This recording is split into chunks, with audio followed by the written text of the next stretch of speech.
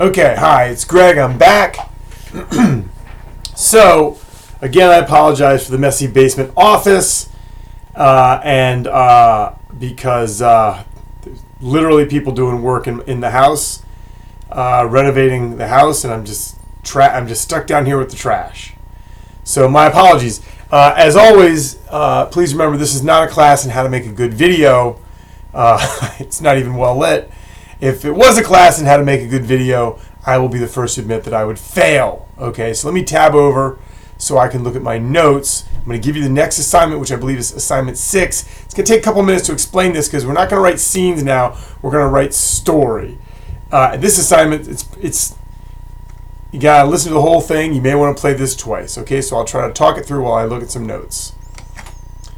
Okay, so I want you to write a storyline with scenes. I want you to describe the story. This entire assignment should probably be just one page, okay, of PDF. I mean, if you're writing in, 12-point font. You're not going to write the scenes themselves yet. You will later write at least one of the scenes. But right now, we're doing story creation. So you're writing a prose description. Prose is, he walked down the block, right? You're like in a book. You're writing a prose description of the scenes that you might write. So each scene will be described in maybe a paragraph. So the entire assignment can be one page. You're going to write 3, perhaps thick paragraphs. They might be 5 sentences long each. 3 paragraphs, just separately on the page. Okay? Sounds simple, but it's not. Because you're going to be describing 3 scenes. You're going to have to think it through. This is not something where you can just jump right in. You're going to have to take a beat, sit there with that coffee or tea or whatever, and think about what your story is about, because you're going to tell your story over 3 scenes. Just like in the scripts we've read, you might have, like in the pilot and the other Modern Family scripts, you might have 3 scenes that, over the course of a story, separated by 5 or 10 pages each, that involve basically Claire and Phil. So Claire and Phil in scene 1 might be home discussing what they're going to do that day.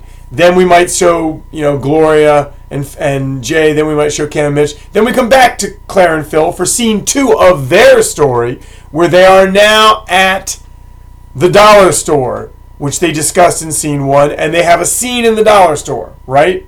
I mean, you're familiar with this. Then that scene might be a couple pages long. We might leave them for 5 or 10 pages and catch up with them at the end when they go to the party. And this is all part of 3 scenes. The scene at home would be scene 1, the scene at the dollar store would be scene 2, and the scene at the party would be scene 3. So you can plan those scenes out before writing them. That's what we're going to do. And you can assume that there's other scenes that would take place between 1, 2, and 3 that you're not going to write, you're not going to worry about. You just know there's space there. Make sense? On the page that you're going to send me, when you do the assignment, there's going to be 3 paragraphs representing 3 scenes that you could write from the same storyline. Okay? Not from 3 different storylines. So if your storyline is about Gloria and Jay, then Gloria and Jay will appear probably in all 3 scenes because it's about whatever they're pursuing in that episode. Okay? So you're describing 3 scenes that might be about 2 pages each. Prose descriptions. Do not write the scenes. You're not going to write any dialogue, any stage directions. You're going to write prose descriptions, like if you were writing a diagram of it. A little bit more detailed, though. So, in your prose description, I want you to tell me the setting, and who the characters are that are there. You can use up to 4 characters per scene. Up to 4. Could be 2, could be 3, could be 4. And also, I want you to tell me what each character wants or needs. Okay? So, give you an example, just verbally. I might start my paragraph describing a scene by writing, Cam and Mitch are in their kitchen arguing about what color to paint Lily's room. Cam says he wants to have a farm theme because it's in his background, and Mitch thinks the animals are scary looking and he would prefer blah, blah, blah, blah. Okay? That might be most of what we say in that paragraph.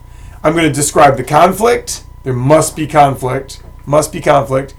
I'm also going to imply a late point of attack in my description, an escalation of the stakes, and a what happens next. Conflict, a late point of attack, an escalation of the stakes, and what happens next. So how would I imply a late point of attack in my description? Well, I'd change it. Instead of saying they're there, instead of just saying they're having an argument, I might set the scene in Lily's room and say, Mitch walks in as Cam is finishing painting Lily's room. See, he's already made the choice, and Mitch walks into it. That's a later point of attack. They can start their argument right away. I might escalate the stakes by saying, and then when Mitch criticizes Cam's farm animals and calls them scary, Mitch takes it personally. Okay? Because when they first started dating, Mitch says, or Cam says, Mitch said he loved his painting. But now it seems that was a lie. So Cam wonders, what other lies did you tell me to woo me? See? That would be escalating it in the scene. So when you're writing that scene, you would write that. You'd write the argument, and then you'd have Cam say, wait a minute. Are you saying that you don't like my painting? Did you lie to me 20 years ago when we first started dating? Okay, to imply a what happens next, I will describe it. I will say, at the end of the scene, Mitch will declare that the painting must be covered up, and he leaves to go to Home Depot to buy the paint to do it, and Cam will say something like, over my dead body. You don't have to use exact dialogue or quotes. You could just imply it. Okay? But so that means I'm going to write it so that at the end of the scene, there's a blow up and Mitch is saying where he's going to go, what he's going to do, and it sounds like it's going to make things worse. So now the audience wants to read the next scene. Okay? So those are the tricks I would use to have conflict, late point of attack, what happens next, and an escalation of the stakes within a scene as I'm going to describe it. The description can be one paragraph. It should be one paragraph on the page. Okay, could be 4 or 5 sentences long for each scene. 3 paragraphs representing 3 scenes, but you're not writing the scenes yet. We're planning out what we could write. Okay? Now, when you write those 3 paragraphs, please don't make them concurrent in time.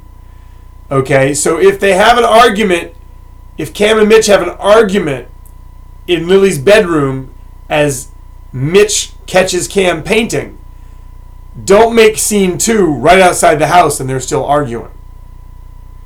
You know why? Because you're not going to be doing any gapping, and gapping is the space between the scenes. Instead, if scene 1, which you will write a paragraph about, if in scene 1 you have Cam and Mitch arguing in the bedroom, and Mitch ends the scene by saying, I'm going to Home Depot to buy paint to cover this up. Scene 2 could be at Home Depot. And perhaps Mitch is going to change his mind based on something that happens there.